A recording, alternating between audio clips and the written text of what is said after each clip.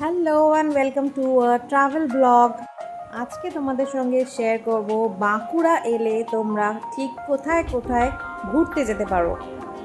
তোমরা সবাই জানো বাঁকুড়া ওয়েস্ট বেঙ্গলের রাঢ় অঞ্চলে অবস্থিত।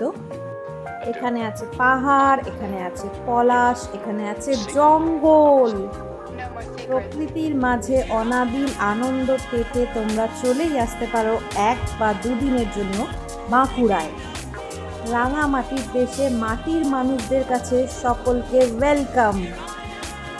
চলো এবার দেখে নিই বাঁকুড়া আসলে আমরা কোথায় কোথায় ঘুরতে যেতে পারি। প্রথম যেখানে যাওয়া হবে সেটা হচ্ছে মুকুটমণিপুর, আমরা যেখানে প্রথমে গেছিলাম। এছাড়াও তোমরা দেখে নিতে পারো ঝিলিমিলি রিমিল রিসর্ট। আর একটা ভালো দর্শনীয় স্থান হলো তালবেরিয়া ড্যাম। শীতের সময় আসলে নতুন খেজুরের গুড়ের গন্ধে ম ম করবে চারিদিক। কলকাতা থেকে বাঁকুড়ায় আসতে হলে তোমরা আসতে পারো দুর্গাপুর এক্সপ্রেসওয়ে ধরে, অথবা তোমরা আসতে পারো আরামবাগ হয়ে।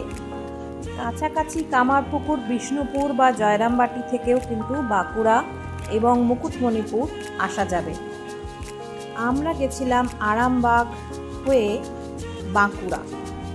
যাওয়ার পথে নতুন খেজুরের গুড়ের গন্ধে আমরা প্রায় কিলো 5 গুড়ও কিনে নিয়েছিলাম এবং তা ছিল অসাধারণ। বাঁকুড়ার প্রথম দর্শনীয় স্থান যেখানে আমরা গেছিলাম সেটা হলো মুকুটমণিপুর। কংসাবতী নদীর বাঁধের ওপর থেকে সে এক অনাবিল আনন্দের দৃশ্য।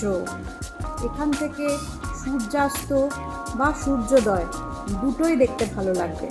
তোমরা একদিন মুকুটমণিপুরে যে কোনো হোটেলে থাকতে পারো, এখানে বিভিন্ন দামের হোটেল অ্যাভেলেবেল আছে।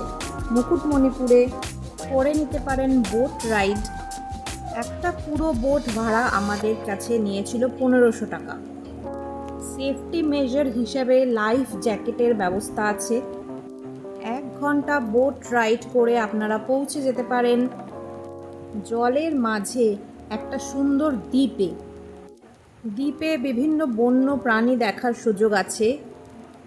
স্পেসিফিক্যালি সকাল 10টায় এবং বিকেল 4টে এই সময়ের মধ্যে যদি আপনারা ওই দ্বীপে যেতে পারেন তবে হরিণ দেখার অনেক বেশি চান্সেস আছে, কেননা ওই সময় বন দফতরের লোক ওখানে হরিণকে খেতে দেয়।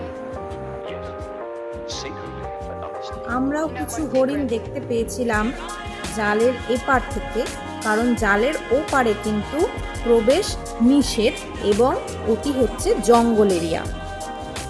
ডিয়ার পার্ক ছাড়াও এখানে আছে এক শিবের মন্দির।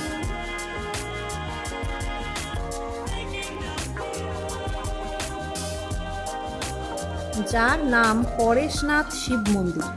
বেশ কিছু সিঁড়ি ভেঙে কিন্তু আপনাদের এই পরেশনাথে পৌঁছাতে হবে এবং সেখান থেকে আপনারা লেক এবং তার আশেপাশের একটা বার্ডস আই ভিউ পেয়ে যাবেন, যা অত্যন্ত সুন্দর। মুকুটমণিপুরে আসার সঠিক সময় হলো শীতকাল, কিন্তু শীতে আসলে কিন্তু দারুণ ভিড়ও পাবেন। আর কোন কোন জায়গায় আমরা গিয়েছিলাম তা পরের ব্লগে আপনাদের সঙ্গে শেয়ার করব। ভালো লাগলে লাইক, শেয়ার, সাবস্ক্রাইব অ্যান্ড ফেসবুকে ফলো করবেন।